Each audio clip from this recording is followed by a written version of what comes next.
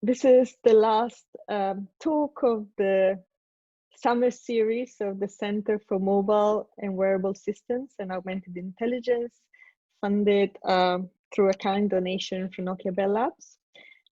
All the talks the previous talks are already on our Mobi Center webpage. If you want to see them there, if you want to rewatch this talk, it will be added there soon.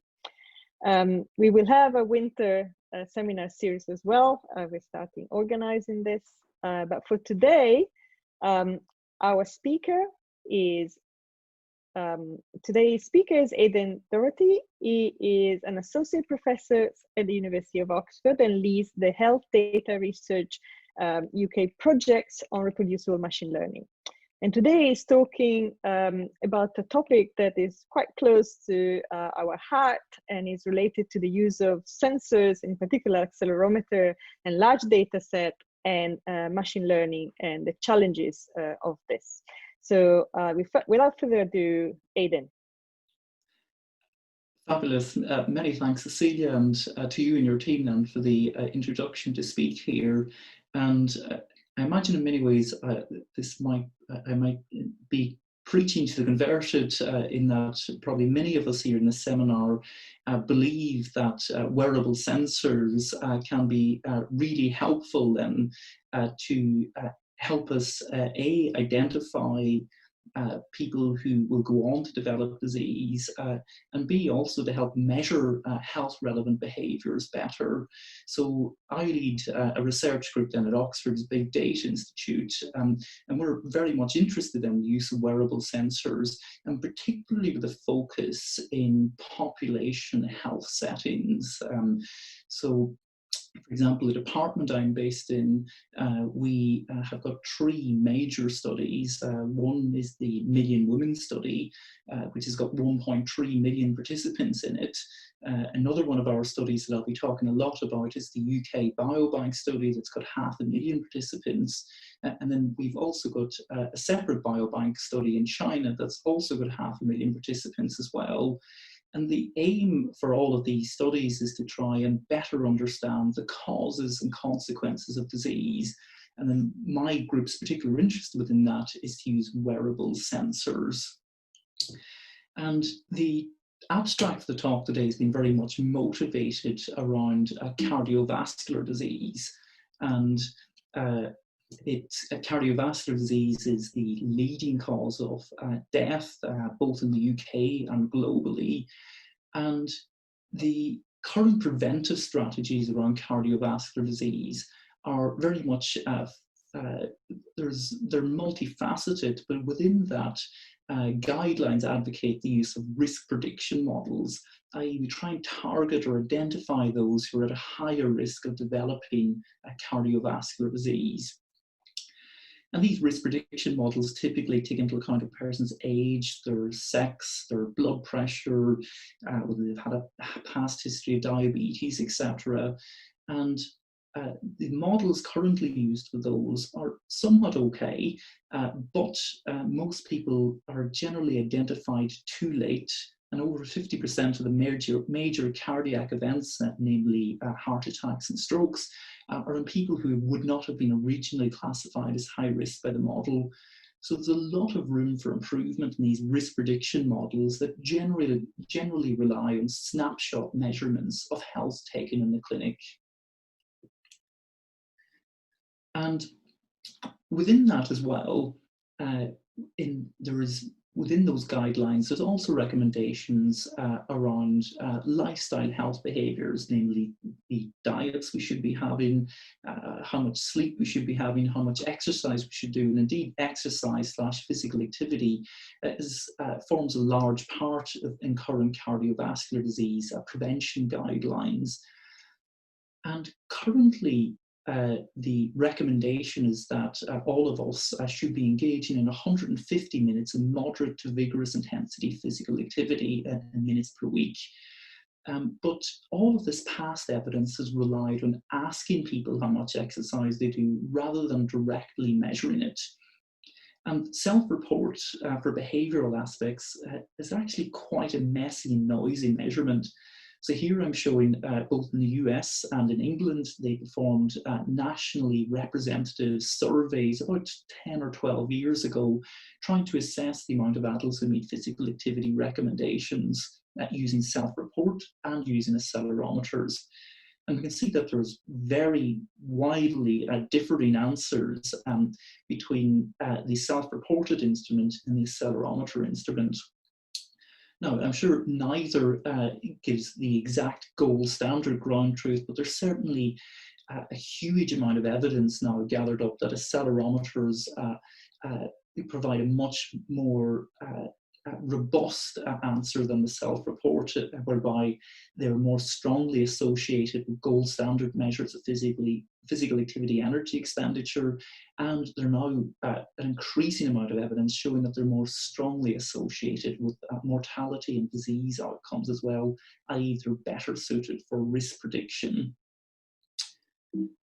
And there was for anyone sort of interested in the general background to this area and accelerometers and health, there's this really nice paper that was published in the British Medical Journal last year by Ulf Ekelund and colleagues. And essentially this has taken together 8 studies that have assessed accelerometer measured physical activity in 36,000 individuals, followed them up for almost 6 years, where roughly 2,000 deaths have occurred. And this has showed that there was a very strong association between accelerometer measured physical activity and, in this case, death. So there's a lot of promise now around the use of accelerometers, which we believe can provide us with new clinical insights. But there are a number of key unanswered questions, and these are specifically well, I know overall activity might be better for my health, but what types of activity should I engage in to lower my risk of developing disease? And then, does activity really, does it really cause me to be protected against disease? i.e., is it more important to be active or to have the capability to be active? So is it the activity or just something that makes me to be able to be active that is actually helping me? And also then, can we use accelerometers to capture other biologically relevant measurements, maybe in areas such as sleep, where also we've in the past relied on self-reported measurements. Current recommendations are we should try and sleep for between 7 and 9 hours each night. But again, that's relied on self-reported measurements rather than something that's more directly and objectively measured. And of course, there can be other areas as well that accelerometers could be really helpful for. And what we would really like to answer these types of questions is, first of all, really large studies with many tens of thousands of participants. And also we need these studies to last for a very long period of time. So longitudinal follow-up over many years, ideally tens of years, is needed then to help better unpick or to better pick apart then as activity a cause or a consequence of disease. And with that in mind, I'm quite biased in thinking this, but I do truly believe then that the best study in the world then to answer such questions is the UK Biobank study. So for those of you who might be unfamiliar with it, this is what we call a prospective cohort study, i.e. we get people and we follow them up and track them then for many years. And this is a study of 500,000 people who were recruited between the ages of 40 and 65 about 10 to 12 years ago. And a key aspect of this study is that it's got embedded into it a linkage to hospital records. So we know what has happened to these people before they joined the study, and also we know what happens to them afterwards, i.e. who goes on to develop breast cancer, or who goes on to develop dementia or diabetes, etc. So we've got linkage then to these electronic health records, also death registers, cancer registers, etc. And all these individuals have agreed to have their genetics and DNA measured, and that's now available on all the participants. Additionally, there's a range of other measurements. So, for example, we are currently recruiting up to 100,000 individuals for imaging of the brain, the heart, the abdomen, and the thighs as well. So, so that this is a study that's constantly been enhanced. And the particular component that I, and probably many of you in this seminar then are very interested in, is the activity monitoring component. And this component, so we've given wrist-worn accelerometers to 100,000 individuals, a wrist-worn device that will explain a little bit more in detail very soon. And to recruit 100,000 of these individuals, not everyone you ask to wear an accelerometer will actually wear one. So we had to send out almost 250,000 email invites to the UK Biobank participants. There was around a 45% response rate to that. And then for those individuals, we sent out roughly 103,000 devices.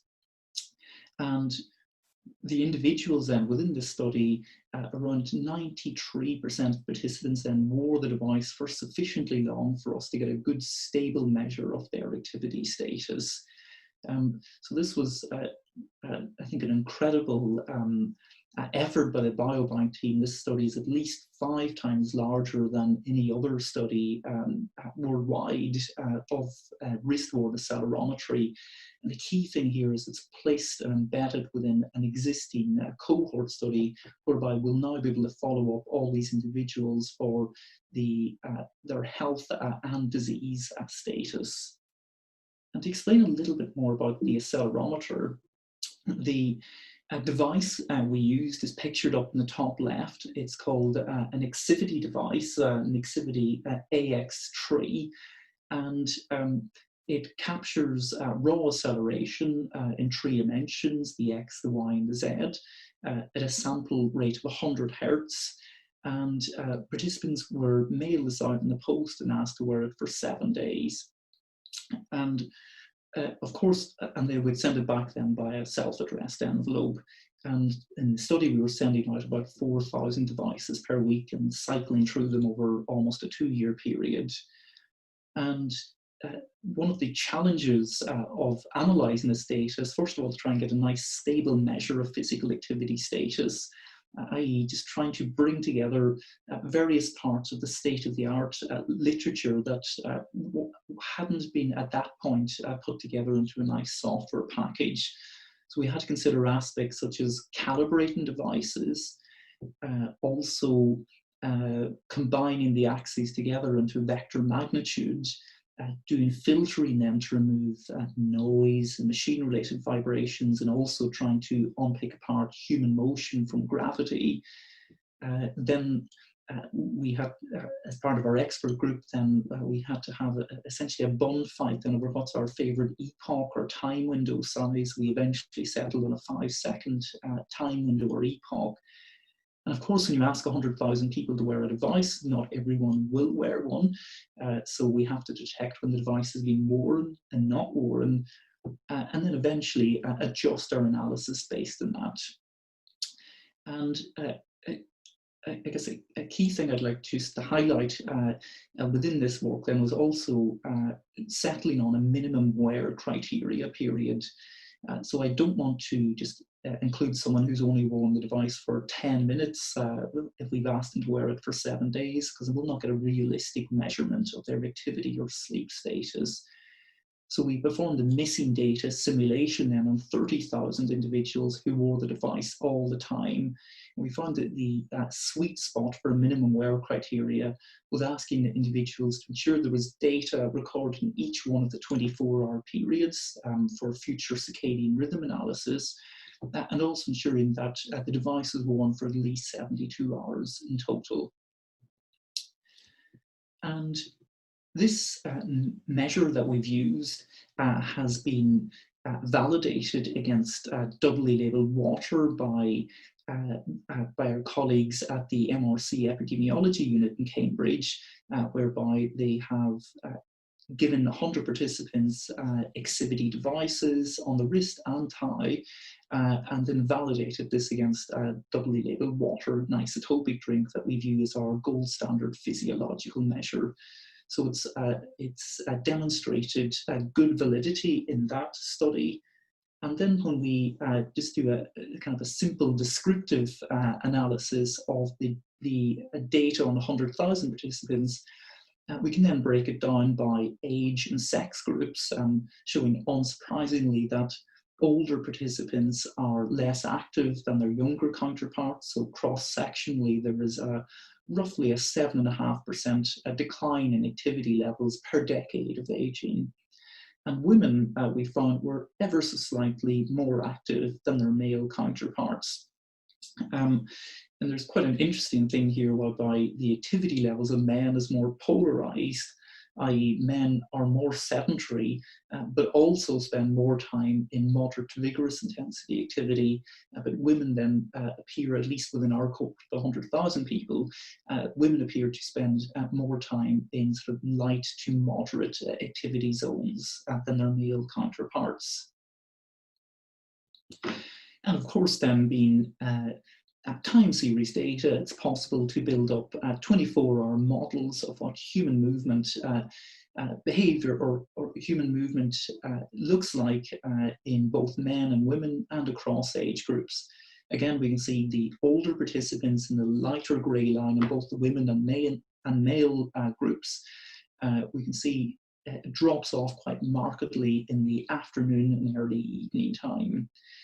So this is all quite descriptive in nature of the data set that was collected in UK Biobank. And at this point, I should highlight that the Biobank study is not something that only people in Oxford or people in Cambridge can access. It is truly an international resource that anyone around, or any bona fide researcher around the world can apply for access to. So it's a truly open resource. And as well then, so researchers have followed up then, for example, our group at Oxford have done some more analytical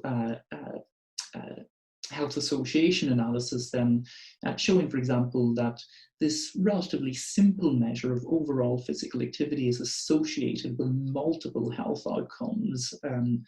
So here you can pick pretty much every disease area apart from chronic infectious disease. There is evidence for a cross-sectional association between activity and disease outcomes, and particularly strong associations for mental health disorders and cardiovascular disease. And indeed, in this particular paper, then there's something like I think it was 150 different disease groups that were looked at. So, for example, within cardiovascular disease, there are many subtypes of cardiovascular disease that is broken down into greater detail here. So, for example, then we can look at specific things such as arrhythmias, cardiomyopathies, heart failure, which has got particularly strong cross-sectional associations. But the limitation of this is it is cross-sectional. So, do people with heart failure have low activity because they've got prior existing heart failure, or is it that people with low activity go on to get heart failure? We can't answer it either way. So we need more longitudinal follow-up. And there was a really nice paper published just a couple of weeks ago by some of our colleagues at the MRC Epidemiology Unit in Cambridge that was published in Nature Medicine. And this has shown the first longitudinal association for accelerometer measured physical activity with death outcomes after 3 years of follow-up. So this is the equivalent of around 300,000 person years of follow-up in which there were 700 deaths. And this shows very clearly that with ever increasing levels of activity, one's risk of death is quite markedly reduced. And our group at Oxford have got a complementary analysis to this that is looking at specifically cardiovascular disease outcomes. So here we have been able to access some more follow-up data. So of the 100,000 participants, 3,500 have gone on to develop heart attacks or strokes after 5 years of follow-up.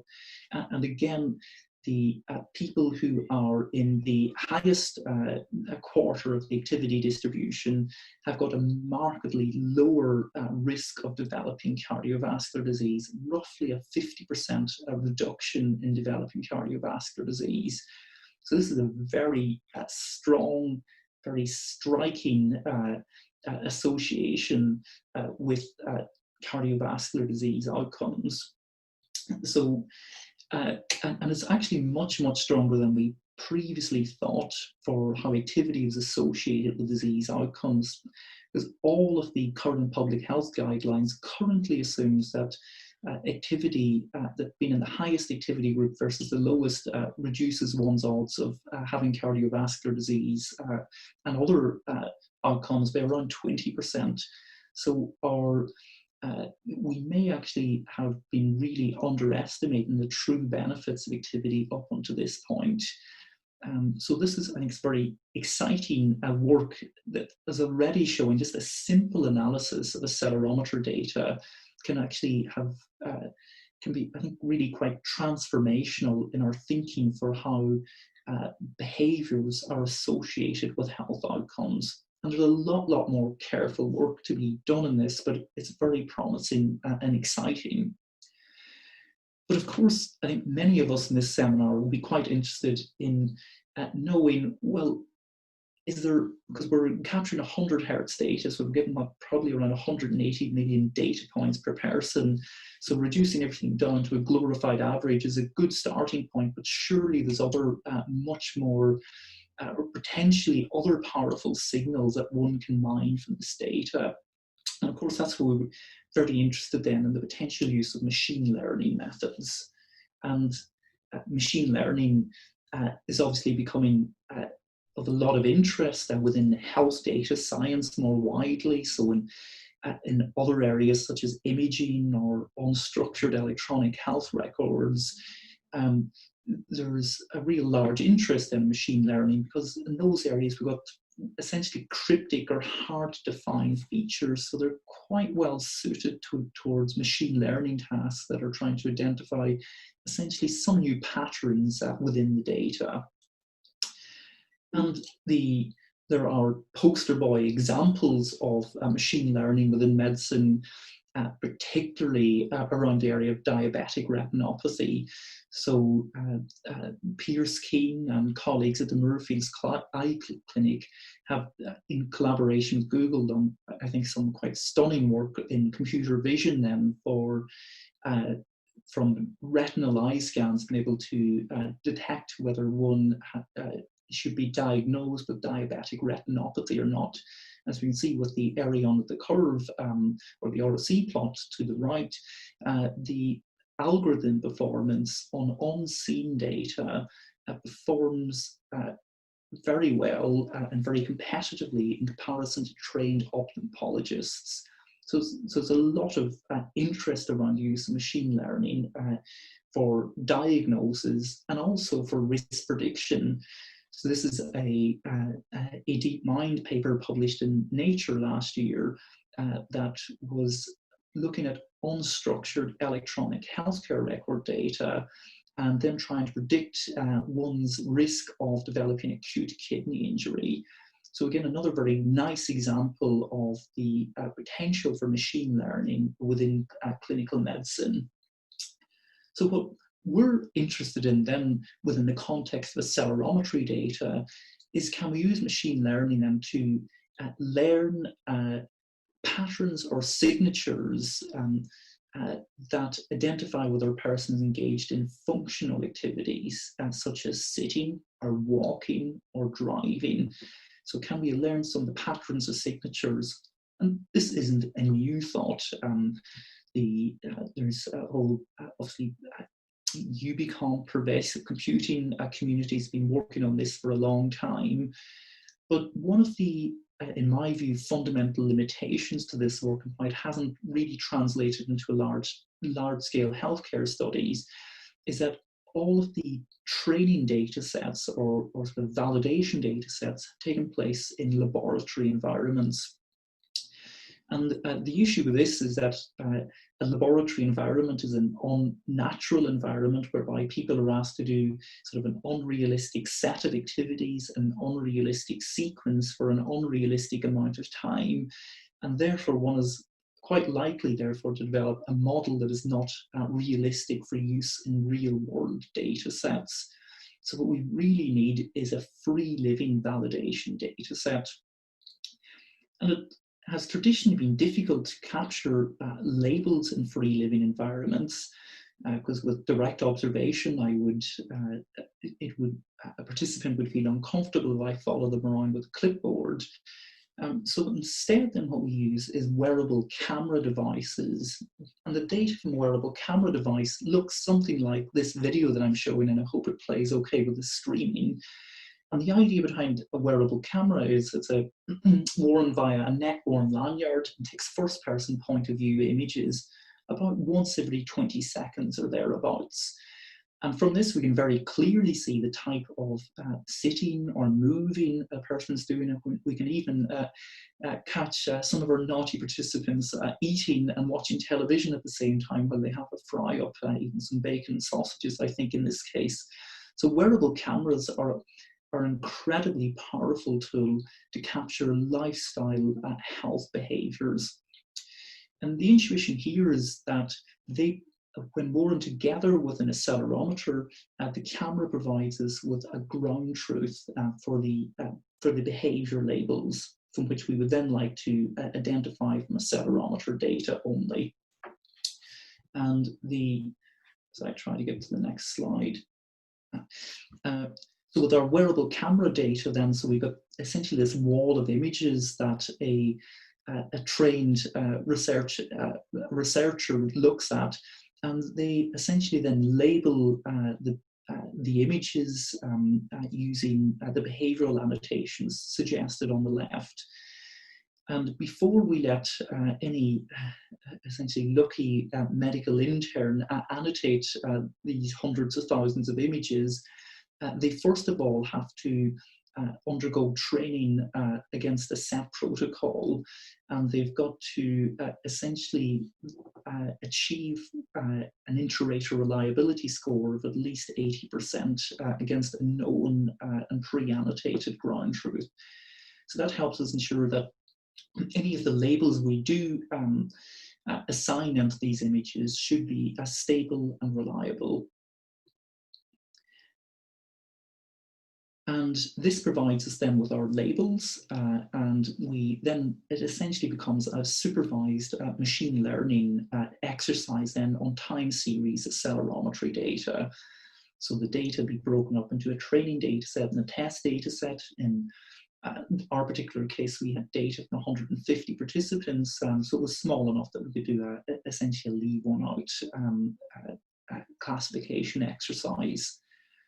And the particular model that we chose, again, following and building upon a lot of past literature, then as we go from the top or the bottom of the slide up to the top, is at the start we pull out some very standard features, time and frequency domain features across the three axes and in combination. We then put them through a 30-second time window, and from using and then put that into a random forest classifier to make a preliminary prediction whether a person is sleeping, walking, bike riding, etc. And thereafter we use a hidden Markov model to perform time smoothing over that. So the intuition being, if a participant is classified as sleeping, sleeping, bike riding, sleeping, sleeping, it's unlikely a person went off for a 30-second bike ride in the middle of the night. So then we would essentially smooth over that to correct the erroneous prediction. And then how well does this work? So we've captured data from 150 individuals. Represents around 3,000 to 4,000 hours of annotated activities in free living environments, which is the key thing. Using the camera, we first of all identified 230 different behavioral types, and that's obviously not particularly helpful to have 230 classes, and it was broken down into the 5 classes that you can see below in the confusion matrix. And the performance, I think we were very pleasantly surprised by, so it's certainly not perfect, but it's also performing pretty good. So an accuracy of 83%. I'm not a big fan of the accuracy metric. Instead, I prefer the kappa metric, which takes into account more so the distribution of classes. And we're getting a very respectable kappa score of 0.74, which identifies moderate to substantial agreement between the accelerometer predictions and the ground truth as well. In particular, it appears to distinguish quite well between sleep and sedentary activities, which beforehand we'd have thought would be actually quite difficult to distinguish between each other. And before running off to then take this model and do association analysis on the UK Biobank resource, we just wanted to double check that the trained classifier with the association analysis. So what we did then as a face validity check was to take biobank participants and to see if the classifier has got face validity. So on the left-hand side, I'll just talk through this a little bit more. So we look at accelerometer sleep on the left-hand side. So we've got people, those who identified as being morning people versus evening people. So there's a question asked, are you a morning person or an evening person? So we took the group who said they were definitely morning people, and the other group said they were definitely evening people. And the x-axis is hour of day, y-axis is the accelerometer prediction averaged over that group of people. And there actually is a shading bar for confidence intervals, but because we're dealing with probably 10,000 people within each group, the confidence intervals shrink away to almost nothing. And we can see there's a very expected difference at 8 AM on weekends, whereby the morning people were much less likely to be asleep than their evening counterparts. So it gives us some extra degree of reassurance that the accelerometer predictions are working well in another data set. And on the right-hand side, we've got what I affectionately like to call as a Batman plot. And here we're looking at accelerometer predicted cycling. And this time we're looking at the groups who report commuting to work. On the top side, we've got those who report cycling to work. And in the bottom of the two lines, we've got those who don't report cycling to work. And then we can see, again, key spikes in cycling-related activity at commute hours. So again, it has provided more reassurance that the trained method is fit for purpose. And we've also then checked in the biobank participants whether these measures provide orthogonal sources of information. The very brief answer to that is they do provide orthogonal sources of information. So there's not particularly strong correlations between these. That's good for future health association analysis. And also we wanted to find out whether these measurements are stable, because one of the questions one might ask is, well, if I give a participant a device to wear for 7 days, might I just have got them on a good week or a bad week? So might people have just put in a really good effort for that 7 days? So what we've done as part of the UK Biobank study is we have asked 2,500 individuals to wear a device for at 4 different time points through the year, whereby they're asked, it's essentially a repeated 7-day measurement. And we're currently going through careful analysis of this. The preliminary data indicates there's very strong within-person correlations on this of almost up to 0.8 or thereabouts. And the take-home message from this, at least as it appears currently, is that people's activity behavior is much more habitual. And the key thing I'd just like to highlight is that the tools and data analysis methods that we've created are available for everyone in the research community to access. So we've got a GitHub repository here, and the underlying models that we've trained are released and available for anyone to use on your own accelerometer data set. And I think the key and perhaps most exciting thing for a lot of people in this seminar is that this labeled data set will be very soon publicly available. So we can't make the camera images available, but we can make the labels available and the raw accelerometer data.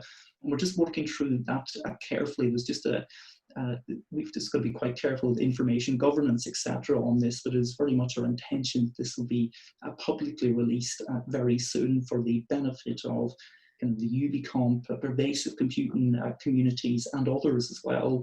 And I very much look forward to seeing what other researchers come up with in terms of perhaps better analytical methods to help us even to identify behavioral activities even more strongly from accelerometer data sets. And by also having access to genetic data for these, it opens up the more possibilities around the area of causal inference. So on the left-hand side, we've got what we call a conventional randomized control trial, which is our gold standard for knowing whether, in this case, a drug is associated with a disease outcome. And it's very hard to do a randomized control trial on a behavioral trait such as physical activity, because it is prone to a lot of confounding, and it's hard then to do just a really high quality randomized control trial on an intervention. So instead, we're quite excited by this method called Mendelian randomization that uses human genetics. And analogous to a conventional trial, we exploit the process of meiosis, whereby there's a random allocation of alleles at conception. And then we essentially take the people who are randomized to genotype group A, that indicates people will have an increased level of activity, versus group B, a control group.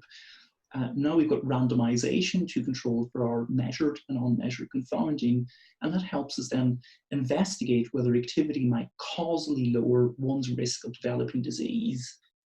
So using the machine learned traits and the overall activity traits in accelerometers, we've used Mendelian randomization to show that increased levels of activity reduces one's odds of being diagnosed with blood pressure, high blood pressure, and also one's odds of being diagnosed with depression.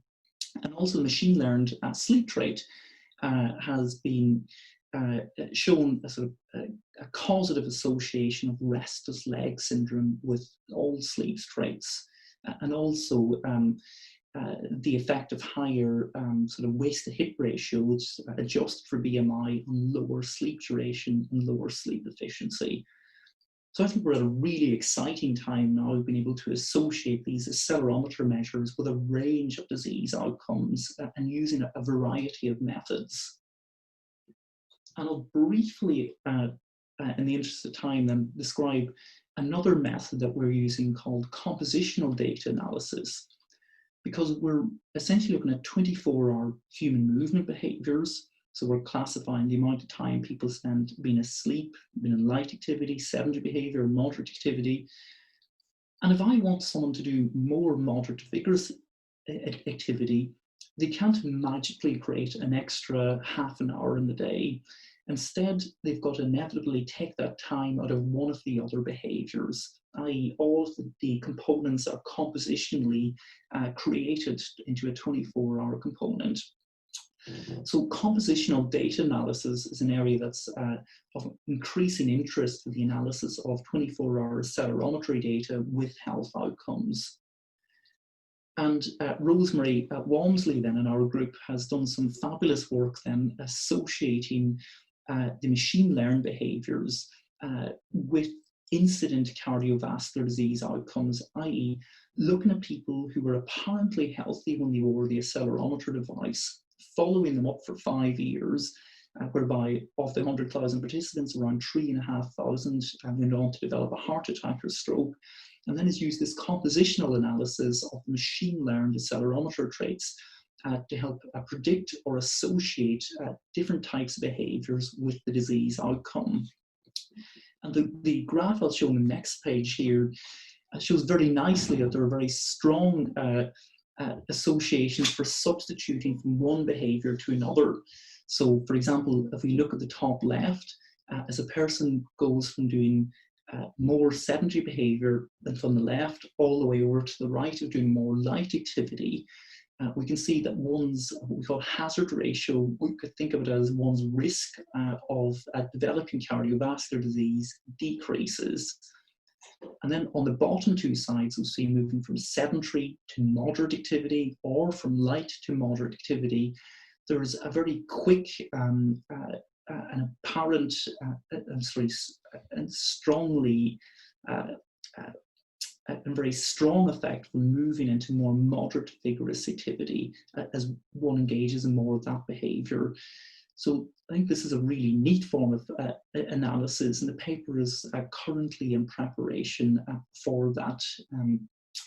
So again, very useful around prediction, in this case for cardiovascular disease. And this will of course form, I think, a really good model then for other disease areas as well, for when we analyze those at the appropriate time.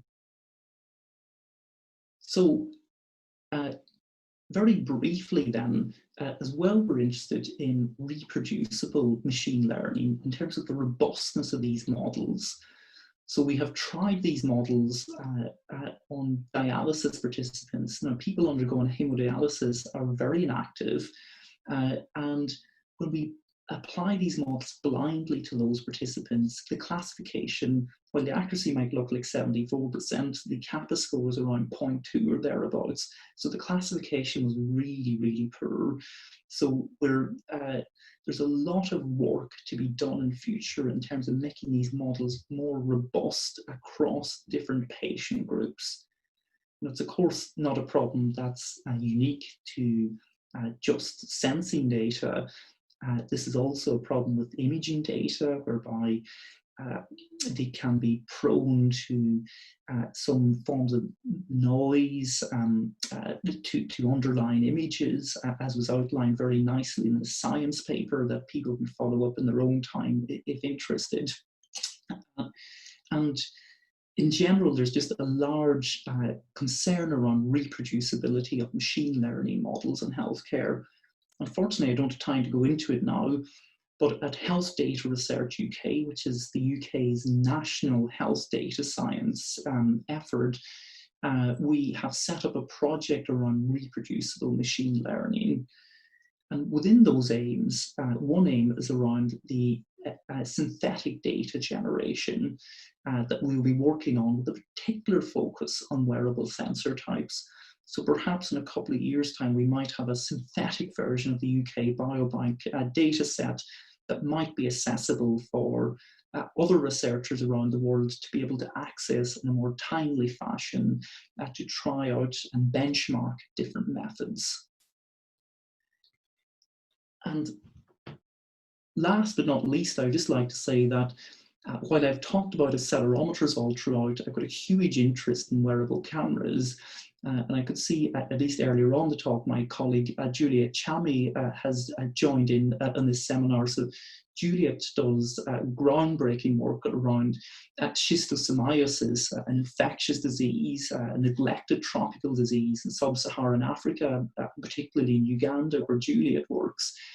And we're both working together then to use wearable cameras, which we believe can help us really well identify different water-based activities or exposures, which is really important for the etiology of this disease.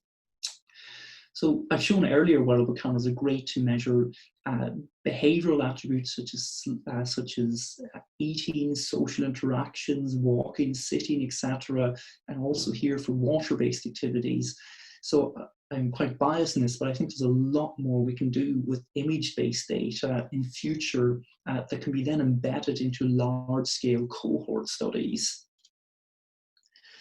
So with that, I'll stop because I want to leave enough time for questions, and thank you very much for your attention throughout.